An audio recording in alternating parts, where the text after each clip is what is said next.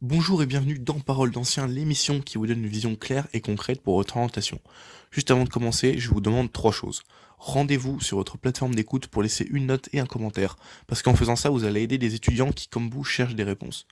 Également, glissez un petit mot de ce podcast à 2 amis, sait-on jamais, peut-être que vous leur rendrez un grand service.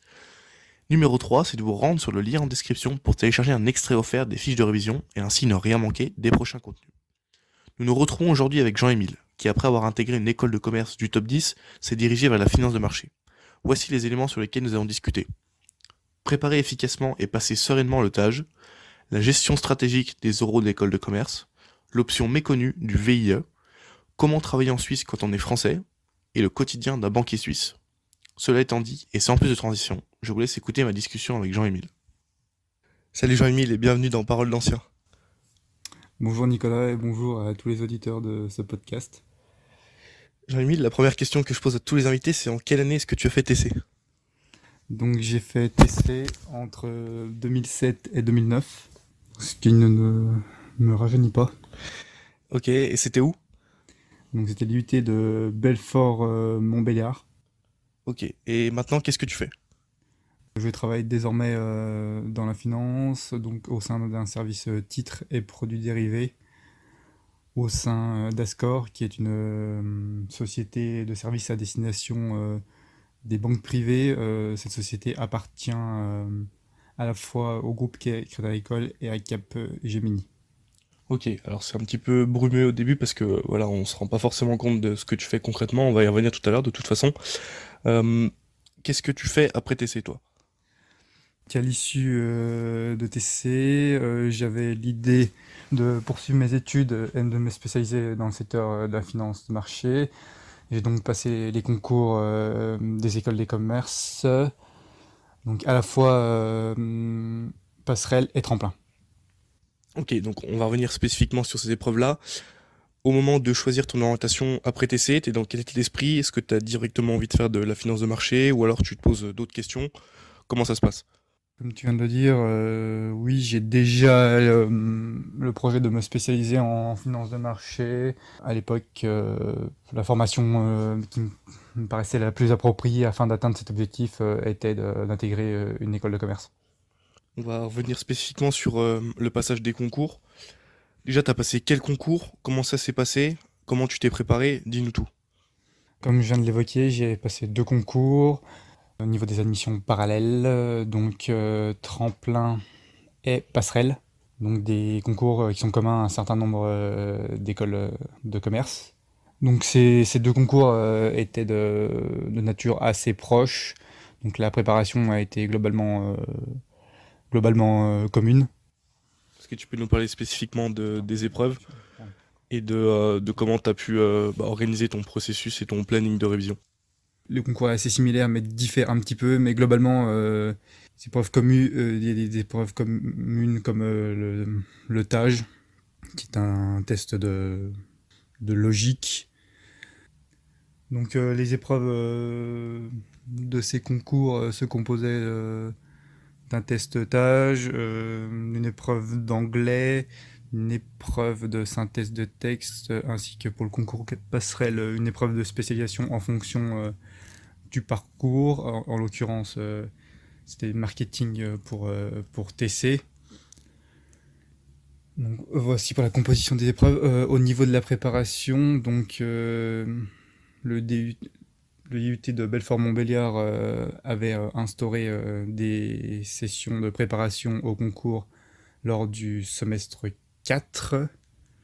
Donc ça, c'était la première base de préparation qui nous a permis de voir ce qui allait nous attendre lors des épreuves le jour J. Donc en plus de ces sessions de préparation qui étaient hebdomadaires, j'ai travaillé également de mon côté en achetant des annales de préparation au concours, ainsi qu'en retrouvant les épreuves des années précédentes afin de me perfectionner de mon côté. Ok, et finalement, quelle était l'issue de ces concours? Comment ça s'est passé pour toi pour la suite? La particularité en ce qui me concerne, c'est que j'ai passé ces concours lors de mon stage de fin d'études de DUT qui se déroulait en Angleterre. Et donc j'ai passé les épreuves du concours passerelle à Londres et celles du concours tremplin à Lille. Ces épreuves se sont globalement assez bien déroulées et m'ont permis d'être éligible à un certain nombre d'écoles pour ensuite passer les oraux. Au niveau des trucs, des astuces, des techniques pour réussir ces concours, tu dirais que globalement, tu as suivi scrupuleusement le fait juste de te préparer, de réviser avec des ressources. Qu'est-ce que tu peux nous dire de plus par rapport à ça? Il faut acquérir une méthode et un processus bien défini pour être opérationnel le plus possible le jour J et ne pas être pris au dépourvu. Donc ouais, avoir préparé en amont, réalisé des annales, des tests, afin d'être le plus préparé possible, avoir une véritable méthodologie, pas être pris au dépourvu. Donc si je comprends bien, si on suit la méthode et le cadre qui est déjà enseigné à l'IUT et ce qui est proposé par rapport à la préparation des concours, qu'on approfondit ça de notre côté avec d'autres sources, normalement c'est bon. Ouais, c'est assez bien résumé. Ce qui est mis en place par l'IUT va constituer un socle, une base, mais qu'il faut approfondir de son côté par le travail personnel. Ok, très bien. Donc voilà, vous avez un petit topo si vous êtes dans la préparation des concours ou si vous envisagez ça. Voilà, sachez à quoi vous attendre. Il n'y a pas non plus de secret ou de méthode miracle pour réussir. Il faut juste bah voilà, faire les choses dans les règles de l'art et on l'a vu ici. Ok, alors tu as les résultats de ce concours qui te permettent de candidater à certaines écoles. Oui, donc à l'issue des épreuves équites, je suis éligible à une douzaine d'écoles pour les oraux. Donc là, je fais un premier tri pour sélectionner les écoles qui m'intéressent le plus et qui correspondent le plus à ce que je souhaite mettre en place au niveau de mon parcours. Donc s'ensuit une préparation pour ces épreuves orales et le passage de ces oraux dans les différentes écoles sur une période de 15 jours. Ok, donc c'est un timing qui est assez serré, c'est assez intense. Comment t'as pu préparer ça? Tu savais à quoi t'attendre? C'était quoi les épreuves? Pour savoir à quoi m'attendre, j'avais contacté une élève qui a intégré le SC Rouen afin d'avoir des informations sur le déroulé des oraux, sur les questions qui étaient susceptibles de tomber, afin d'être le plus préparé possible, d'être le moins pris au dépourvu. Ok, donc là je note, c'est intéressant. Faut vraiment pas hésiter à, voilà, comme l'a fait Jean-Emile, à prendre contact avec des anciens étudiants qui ont déjà de l'expérience. Il faut pas se dire bon bah j'ai lu ci, j'ai lu ça sur internet ou j'ai entendu que ça allait se passer comme ça. Il faut vraiment avoir des éléments concrets pour pas comme il l'a souligné, être pris au dépourvu. Et voilà, ce serait vraiment dommage. C'est un investissement, que ce soit aussi financier, mais surtout en termes de temps. Donc ce serait dommage de passer à côté, de prendre trop de risques en justement ne se renseignant pas assez sur le déroulé des épreuves. Donc à l'issue des épreuves, tu fais un premier tri et ensuite comment ça se passe? Ce que je voudrais rajouter aussi, c'est que pour bien préparer les oraux, il faut bien se renseigner sur les différentes écoles, les différents parcours, les spécificités, comme les possibilités de cursus à l'étranger, les différentes associations proposées, afin justement de pouvoir de customiser un peu son discours, mettre en relation ses attentes avec ce que l'école propose justement en rapport. Ouais, c'est super pertinent parce qu'on apprend déjà aussi à faire ça en TC, c'est vraiment de voir long terme et de voir comment bah, ce qu'on a fait, ce qu'on a envie de faire, va s'incorporer avec ce qu'on souhaite faire beaucoup plus tard. Donc c'est vraiment important de dresser une certaine cohérence dans notre parcours dès le début et c'est ça qui fait la différence entre quelqu'un qui sait vraiment où il veut aller et quelqu'un qui fait un choix par défaut. Donc voilà, aussi anticiper sur ce côté-là. Donc comment se passe ton choix? Donc, attends, avant de parler de mon choix, on va juste dire oui que globalement, pour bien se préparer aux épreuves orales, faut préparer en amont sa présentation, son discours, afin d'avoir une trame commune déjà rodée, et ensuite adaptée en fonction des spécificités des écoles. Ok, donc tu passes ces euros, ça se passe comment? Le démarrage est un peu compliqué sur la première journée. C'est mon premier exercice en réel, donc il a fallu se mettre dedans. La première épreuve a été un peu compliquée, mais justement, m'a permis de rebondir par la suite et d'être beaucoup plus à l'aise pour les différentes journées suivantes. C'est ça, on prend confiance et aussi, alors tu vas nous le dire, mais peut-être que le déroulé du planning a son importance parce que ne pas mettre les écoles qu'on souhaite le plus en premier pour éviter de se griller tout de suite et de prendre un petit peu confiance et mettre les écoles qu'on souhaite le plus à la fin. Est-ce que tu es d'accord avec ça? C'est ça. Ça, c'est un très bon point. Effectivement, il faut constituer un parcours logique dans la succession de ces euros afin justement de mettre les écoles qui nous intéressent le plus en dernier, justement pour se roder lors des premiers euros et avoir un discours fluide et naturel pour les derniers euros. C'est vraiment... c'est en forgeant qu'on devient forgeron, donc c'est à force de réaliser des euros qu'on progresse et vraiment, lors de la deuxième semaine, c'était vraiment quelque chose de naturel, de fluide. Intéressant. Donc voilà, une petite astuce qui peut voilà, faire bouger les choses en votre faveur. Peut-être que voilà, vous allez avoir l'école qui vous plaît un peu plus grâce à ça. Donc toi, finalement, tu choisis quelle école? Je suis accepté dans 3 écoles différentes. Tu peux nous dire lesquelles? Oui, donc 2 écoles du groupe Tremplin Écricom, donc lycéenne Nancy, le SC Tours Poitiers et une école du groupe Passerelle, donc le SC Clermont.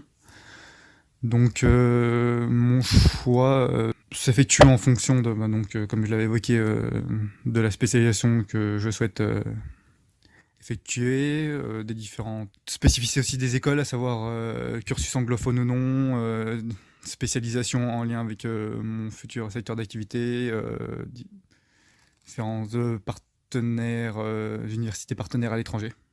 Qui, au final, Finalement, tu te retrouves où? aussi un paramètre à prendre en compte, oui, qui m'a guidé, c'était le classement à l'instant T de ces différentes écoles.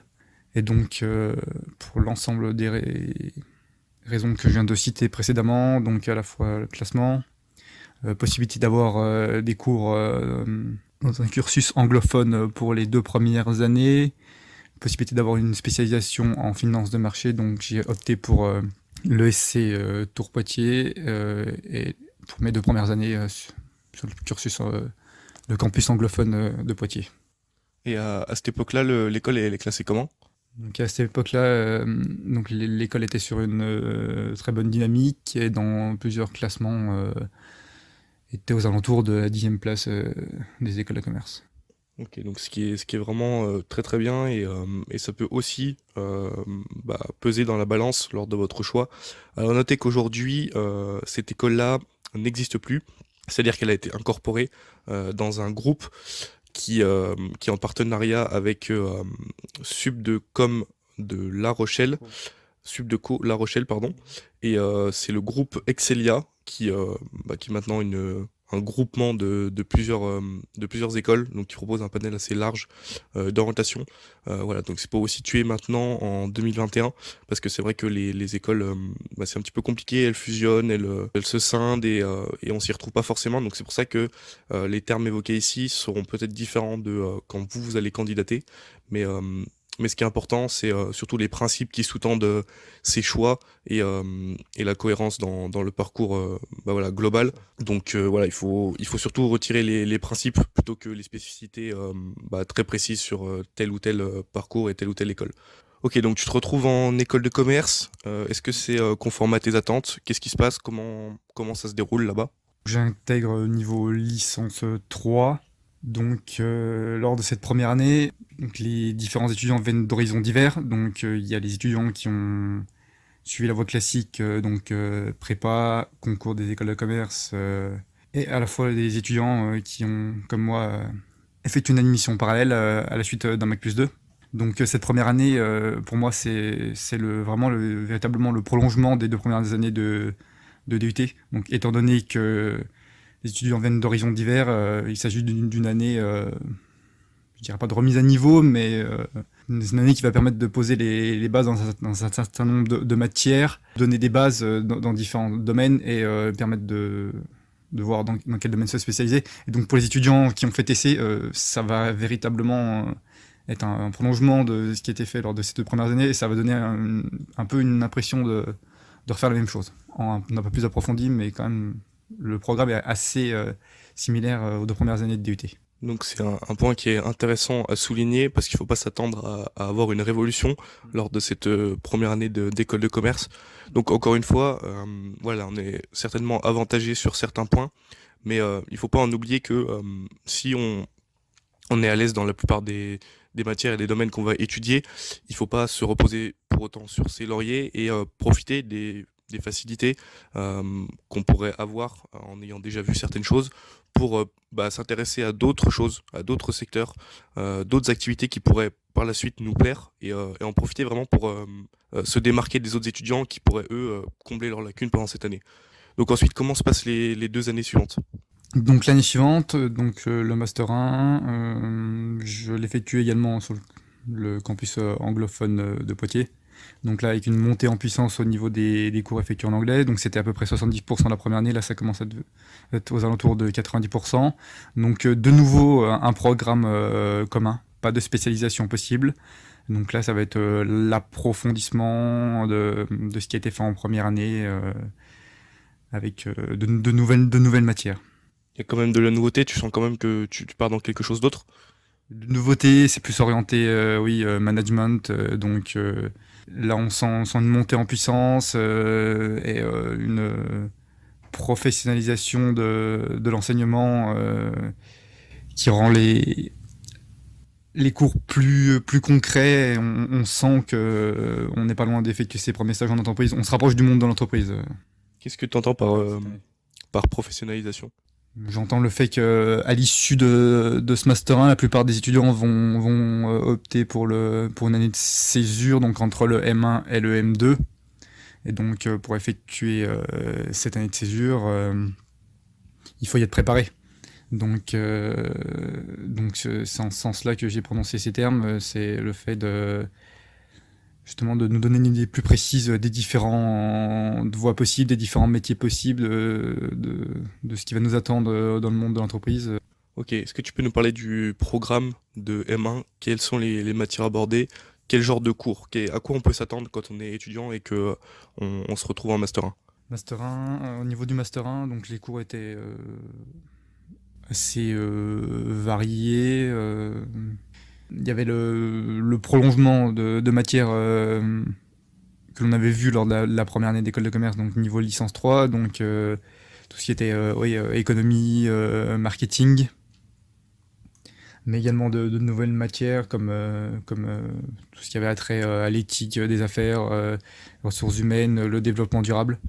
Euh, Après, au niveau finance d'entreprise, alors qu'on avait des cours de comptabilité générale en première année, là on s'orientait vers des épreuves des matières comme la comptabilité financière, le contrôle de gestion. Donc à la fois un socle commun, mais également de découverte de nouvelles matières un peu plus poussées.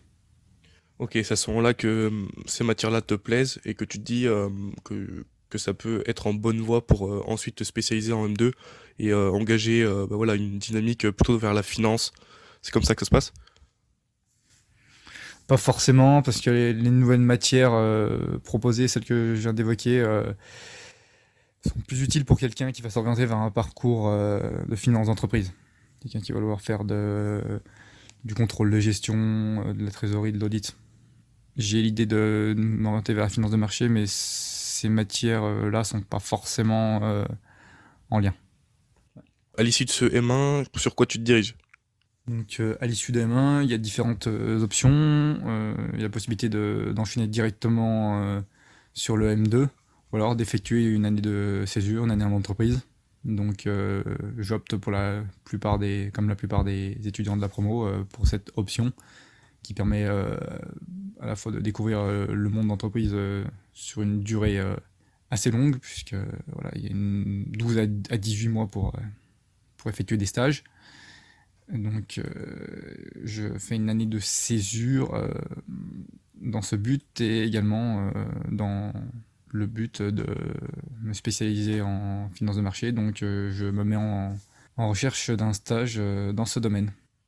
Et malgré tes entre guillemets lacunes, puisque tu nous as dit que c'était pas forcément t'étais pas forcément préparé vers plutôt de la finance de marché, c'était plutôt de la finance d'entreprise en M1. Comment t'arrives à te débrouiller pour ça et à mettre un premier pas dans la finance de marché?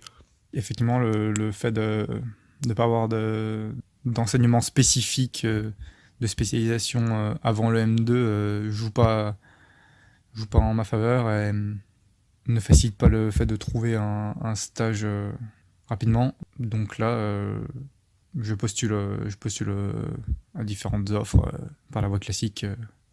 Et finalement, tu te retrouves où? Je me retrouve au sein de ProCapital Securities Services, qui est la filiale gestion de titres du groupe Crédit Mutuel Arkea, pour un stage d'une durée de 8 mois. Ce stage-là, est-ce qu'il scelle ton choix de poursuivre en finance de marché? Finalement, est-ce que tu te plais là-dedans? Tu fais ton choix de poursuivre en spécialisation finance de marché. Concrètement, qu'est-ce que tu fais dans ce M2? Donc dans ce M2, on a un enseignement sur l'organisation des marchés, sur les différents produits, donc par des intervenants à la fois pédagogiques, des professeurs d'université, mais également des professionnels en activité. Donc cet aspect-là qui est intéressant, découverte des outils utilisés comme Bloomberg par exemple, préparation donc à la certification AMF. Donc cette spécialisation dure 4 mois, donc le programme est très, très dense, très condensé. La somme d'informations est très dense. Donc à ce moment-là, tu as un véritable éveil à la bourse, à la finance, à la banque, et ça permet vraiment de te donner des clés pour la suite, ou t'estimes que c'est encore trop théorique? Les informations contenues dans ce master sont vraiment une très très bonne base pour permettre d'avoir de très bonnes bases, des connaissances très solides pour s'orienter vers ce secteur-là et obtenir des stages intéressants. C'est pour ça que pour moi, cette spécialisation aurait dû être effectuée en amont du Master 2, par exemple lors du semestre 4, donc le deuxième semestre de M1, afin justement de permettre d'avoir des bases, afin d'avoir des stages de césure intéressants. Donc voilà, on en revient à ce qu'on dit tout à l'heure. Par exemple, au niveau L3, si vous avez du temps, parce que vous avez des facilités par rapport à ce qu'on a vu en TC, commencez à anticiper, à mettre le doigt dans l'engrenage, dans les choses que vous allez après approfondir. Ça permet vraiment de gagner du temps et comme l'a dit Jérémy, bah, de défricher un peu le terrain pour vraiment être dans de bonnes dispositions lors de votre dernière année. J'aimerais évoquer avec toi maintenant le bilan que tu pourrais faire de cette école de commerce. Déjà, la première question, c'est le budget. Qu'est-ce qu'il faut prévoir pour cette école-là? Et ensuite, avec le recul, est-ce que tu penses que tu as fait le bon choix? Donc au niveau du budget, il est assez important, hein. C'est un investissement en soi, donc un investissement pour l'avenir. Donc les frais de scolarité sont relativement importants, de l'ordre de 7 000 euros l'année, auxquels il faut également ajouter les frais propres à la vie étudiante, comme le logement, l'ensemble des dépenses annexes. Donc oui, effectivement, ça constitue un budget important et un véritable investissement. Et comme les dépenses surtout en soirée, en étant un ex-TC, je pense que ça compte. Effectivement, il s'agit d'un poste de budget qui est relativement prépondérant en école de commerce. T'estimes que tu as fait le bon choix avec le recul maintenant? Avec le recul, je fonctionnerais peut-être différemment. Je ne regrette absolument pas mon parcours, ce que j'ai fait, mais comme je l'ai évoqué, le fait de ne pas avoir de cours spécialisés avant la césure, avant le M2, pour moi c'est quand même un point faible. Donc si c'est à refaire, peut-être que je fonctionnerais différemment et je m'orienterais vers une formation M1, M2 axée finance de marché. Ok, très bien. Donc tu sors d'école de commerce avec l'idée de faire de la finance de marché. Qu'est-ce qui se passe ensuite? Donc oui, en 2013, j'effectue mon stage de fin d'études d'une durée de 6 mois au sein de d'Ofi Asset Management, donc une société de gestion d'actifs, donc au sein d'un département middle office. Donc là, c'était un stage un peu plus technique, un peu plus poussé. Donc je me retrouve diplômé cette même année et j'entre sur le marché du travail. Donc en travaillant 1 an et demi au sein de la banque d'investissement du groupe Crédit Agricole. À l'issue de cette expérience, ne me voyant pas vivre en région parisienne. J'effectue donc un VIE au sein de BNP Paribas à Genève. Tu peux nous parler plus du VIE, s'il te plaît? Donc oui, le VIE, donc c'est un contrat qui est vraiment très intéressant dans le cadre pour un jeune diplômé, donc qui va permettre de partir à l'étranger pour une durée de 1 à 2 ans en fonction des pays. C'est véritablement un tremplin, un contrat qu'il faut envisager. Ça permet à la fois d'avoir une expérience à l'étranger et en général c'est un contrat qui débouche sur un CDI, donc vraiment une piste à envisager. Donc le dispositif, c'est volontariat international en entreprise et il me semble qu'il y a une date butoir au niveau de l'âge. Oui. Qu'est-ce que c'était? Donc c'est ça, effectivement, il y a une date butoir, il faut avoir moins de 28 ans au moment de la signature du contrat pour pouvoir bénéficier de ce type de contrat. Donc toi tu l'effectues où ton VIE? Donc je l'effectue en Suisse, à Genève, pour une durée d'1 an et demi. Que voilà, à noter le choix de Jean-Émile de ne pas vouloir se rendre en région parisienne, parce qu'il faut aussi noter que voilà, si on travaille dans ce secteur-là, on se retrouve vite à devoir choisir entre Paris, les autres grosses places financières qui sont Londres ou voilà New York, etc. Euh, une autre option qui est la Suisse et c'est l'option qu'il a choisie. Globalement, est-ce que tu es satisfait de ton expérience?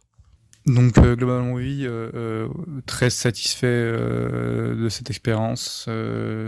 D'une part par rapport au contenu du VIE en lui-même, donc là c'est une expérience, ma première expérience donc en salle des marchés, donc poste intéressant qui me permet d'avoir un pied en Suisse, ce qui était à la base mon objectif, arriver à décrocher un CDI dans ce pays.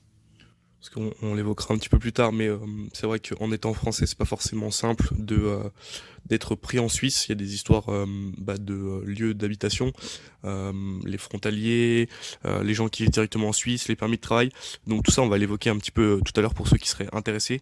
Je voudrais juste revenir sur un point, c'est que tu nous dis que c'est ta première vraie expérience en salle des marchés.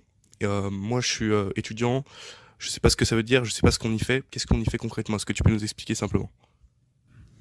Ouais, donc la salle des marchés va regrouper deux activités principales qui vont être l'advisory, le conseil, et donc l'exécution trading. Ok, tu peux nous en dire un peu plus sur ces deux points? Les banques vont mettre à disposition une offre de conseil et d'exécution à destination de sa clientèle sur différents types de produits à travers un ensemble de professionnels basés en salle des marchés. Et ces produits visent à quoi? Ça sert à quoi pour les entreprises? Quel est l'intérêt? Pourquoi est-ce qu'ils font appel à vous? La partie advisory conseil vise à accompagner les clients dans leur choix et le suivi de leur investissement, et la partie exécution vise concrétiser ces idées à travers l'exécution des ordres sur les marchés. Ok, donc moi demain je suis une entreprise, je fais appel à vous parce que j'ai de la trésorerie, j'ai de l'argent à placer et, euh, et je vous contacte et vous vous occupez d'investir mon argent pour le faire fructifier dans le meilleur des cas, c'est ça? C'est l'idée générale, c'est tout à fait ça. Sauf que dans les faits, il y aura un intermédiaire en général entre le client et la salle des marchés. À part pour les clients en accès direct, il y aura un intermédiaire qui va être le banquier privé, le relationship manager. Voilà, donc c'est des choses aussi à bien comprendre parce que c'est vrai que ça peut être un petit peu obscur, surtout voilà, au niveau de bac+2, bac+3. On sait pas forcément concrètement ce qui se passe et voilà, très simplement ça a été résumé ici. Donc tu fais ton VIE et ensuite, qu'est-ce que tu décides? Je termine mon VIE sans qu'il y ait de possibilité d'embauche sur le poste occupé, puisqu'il s'agit d'un poste qui est enrôlé, donc qui est où en gros un VIE arrive tous les 18 mois, qui n'a pas vocation à être transformé en CDI. Donc pas de possibilité sur ce poste-là ou en sein de la salle de marché, et éventuellement une possibilité sur un autre poste en interne, mais qui n'aboutit pas.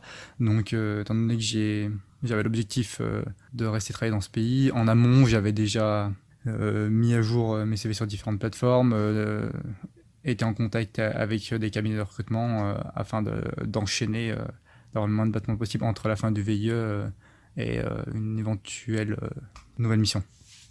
Donc un mois après la fin de mon contrat, donc je suis contacté par un cabinet de recrutement, en l'occurrence Michael Pate, qui va me proposer donc une mission dans l'entreprise où je travaille actuellement.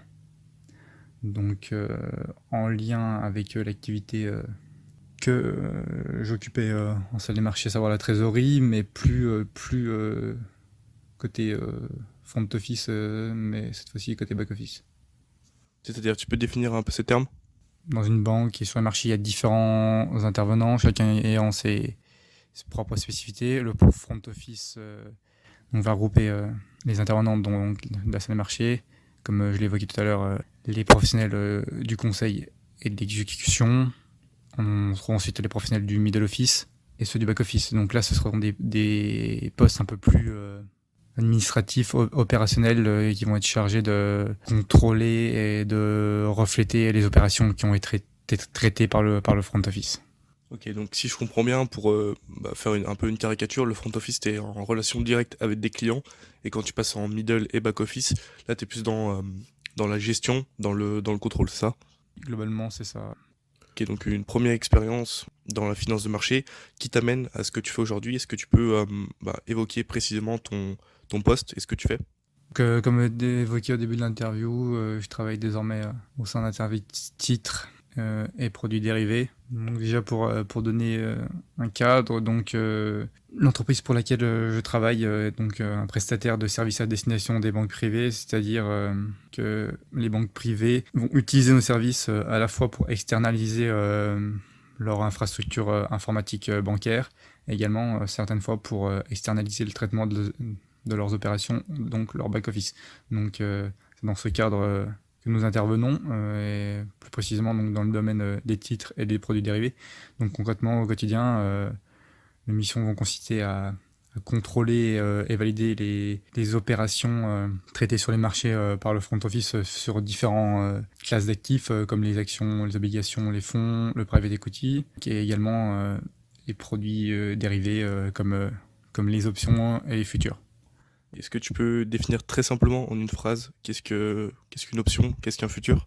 Ce sont des produits dérivés dont la valeur évolue en fonction d'un sous-jacent qui peut être une action, un indice, une matière première. Ok, donc pour plus de précision, je vous renvoie à faire vos propres recherches parce que c'est vrai que c'est un petit peu compliqué, surtout quand on est de l'extérieur et qu'on n'a pas forcément de notions. Ok, la dénomination de ton poste, c'est quoi?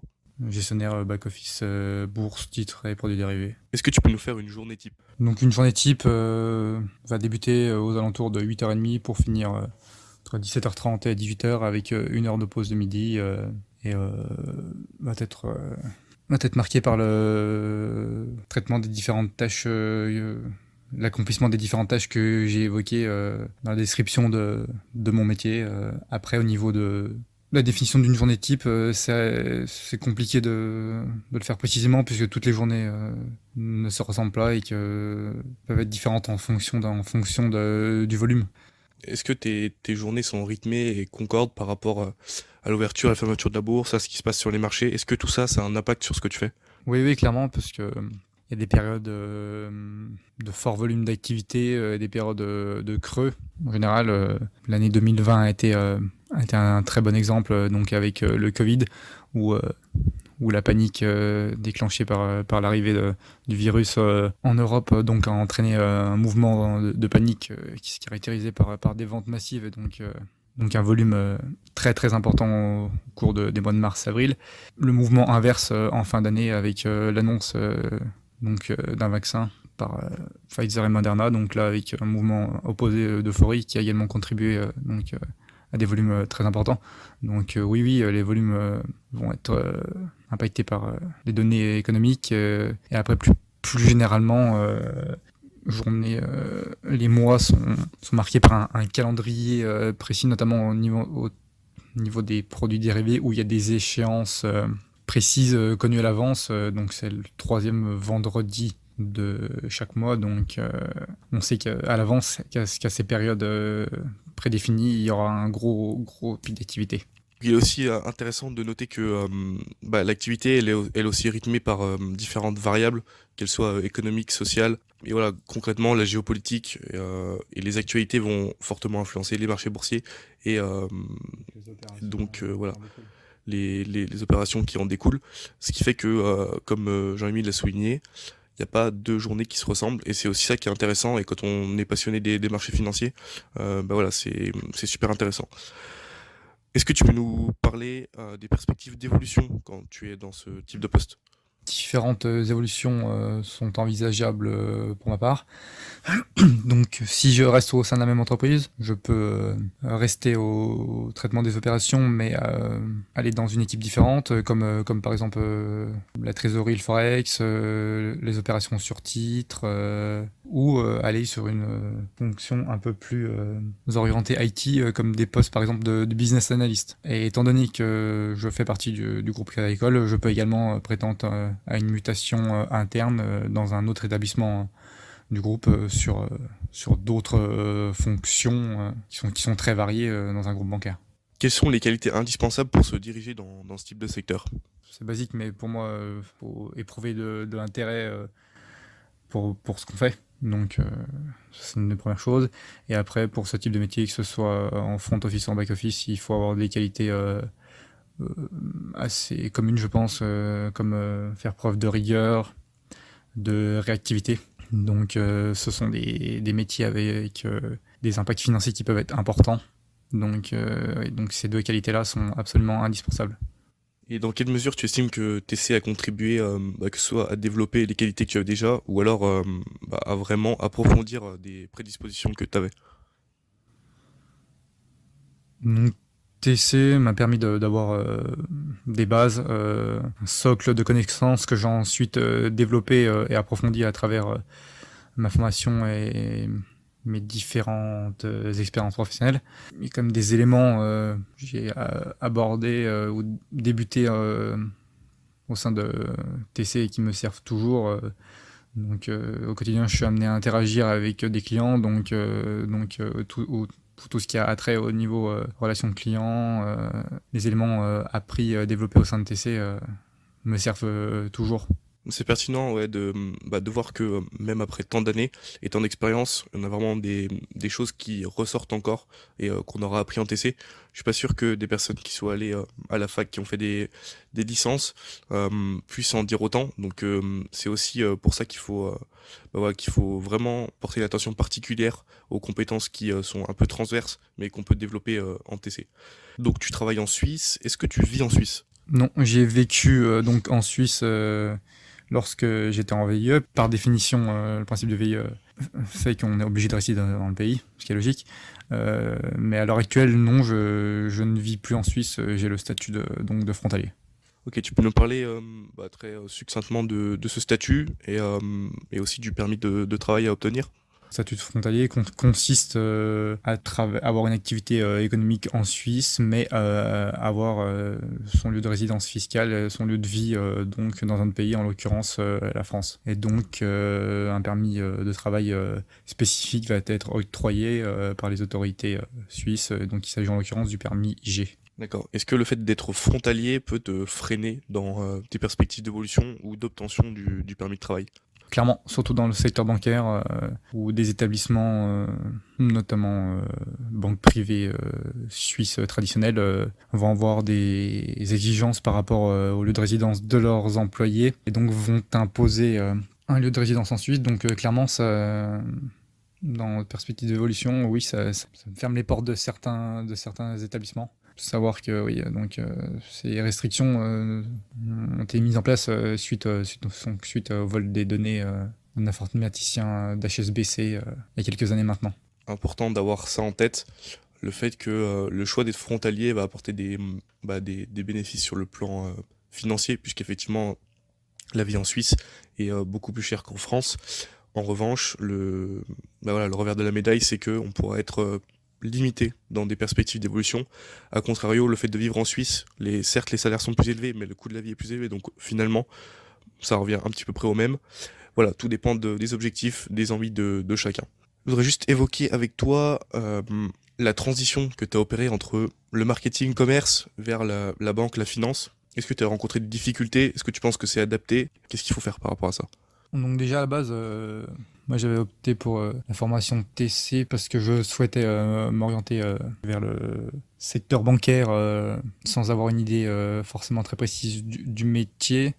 Et donc à la base TC est une formation qui était adaptée de ce point de vue-là, puisque notamment dans les banques de détail, tout ce qui est métier de conseiller, c'est une formation qui est très prisée. C'était dans ce but-là, et ensuite la transition s'est faite naturellement. Effectivement, TC, il y a une dominante marketing commerce, mais pas uniquement.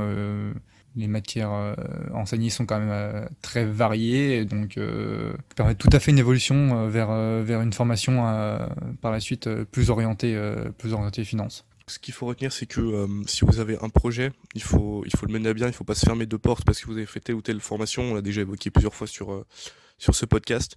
Mais voilà, si on s'en donne les moyens, si tout est cohérent et si on apporte des choses aussi dans les différentes formations puis expériences professionnelles qu'on peut avoir, il y aura vraiment aucun souci. On a encore une démonstration aujourd'hui.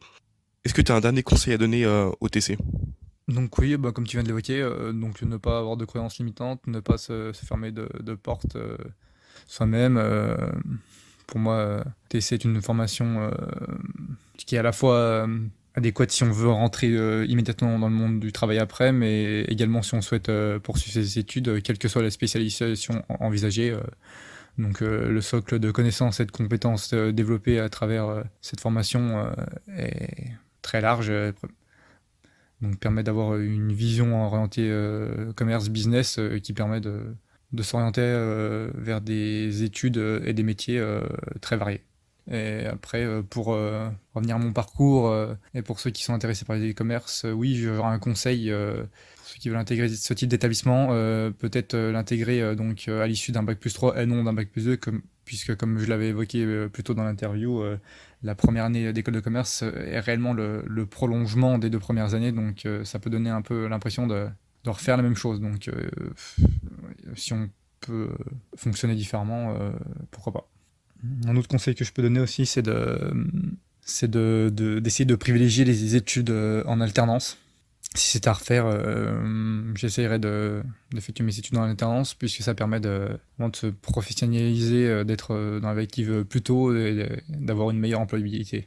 Un conseil aussi, ce serait, bon, c'est pas forcément toujours évident, mais c'est d'avoir une vision précise de ce que vous veut faire dès la première année pour ensuite mettre en place des choses cohérentes dans la suite de son parcours, notamment au niveau des stages effectués. Donc oui, avoir une vision à long terme pour ensuite avoir un parcours qui soit cohérent et avoir des expériences en lien avec ce parcours et ses objectifs. Éviter, si je schématise, d'effectuer des stages dans des domaines trop différents les uns des autres pour au final évoluer dans un domaine qui n'aura rien à voir. Après, ça peut tout à fait être une option quand on sait pas trop ce qu'on veut, effectuer des stages dans des domaines qui nous plaisent ou qui nous plaisent pas, justement pour savoir ce qu'on veut et aussi ce qu'on ne veut pas. Mais ouais, ce qui est important de noter ici, c'est si on sait dès la première année de TC, ou même la deuxième, qu'on souhaite s'orienter vers des secteurs comme la finance par exemple, c'est d'anticiper un petit peu et d'essayer de trouver un stage de première année pour avoir une expérience dans une banque, de deuxième année dans quelque chose qui soit en rapport pour que, comme on l'a dit tout à l'heure, que ce soit cohérent avec votre parcours et que ça joue en votre faveur lors des entretiens, des concours, des oraux. Justement, moi, c'est un peu ce qui m'a manqué lorsque j'ai cherché mon stage de césure entre mon Master 1 et mon Master 2. Donc, j'avais déjà des expériences professionnelles, ce qui est déjà bien lorsqu'on recherche un stage d'une durée assez longue. Mais ces expériences professionnelles n'étaient pas en rapport avec le secteur bancaire. Donc, rétrospectivement, je pense que si j'avais effectué des stages avant mon Master dans le secteur bancaire, ça aurait facilité mes recherches, elles m'auraient permis de trouver un stage d'une longue durée, peut-être un peu plus spécialisé, un peu plus pointu. Ok, super. Je crois qu'on a tout. Il me laisse qu'à te remercier, Jean-Émile. Ça a été super enrichissant, riche d'informations, surtout dans des domaines qu'on connaît pas forcément et sur lesquels voilà, il faut aussi petit à petit approfondir. Mais voilà, super intéressant pour quelqu'un qui veut se lancer dans ce secteur-là. Je te remercie beaucoup. À bientôt. Je remercie pour l'invitation. J'espère que les informations développées à travers ce podcast seront utiles au plus grand nombre. Mille merci d'avoir été au bout de cet épisode, j'espère que vous l'auriez apprécié, et si c'est le cas, faites-le moi savoir à travers une note et un commentaire. Et moi je vous donne rendez-vous sur le lien en description pour ne rien manquer des prochains contenus. Sur ce, je vous dis à bientôt pour un prochain épisode de Paroles d'Anciens. A tantôt donc.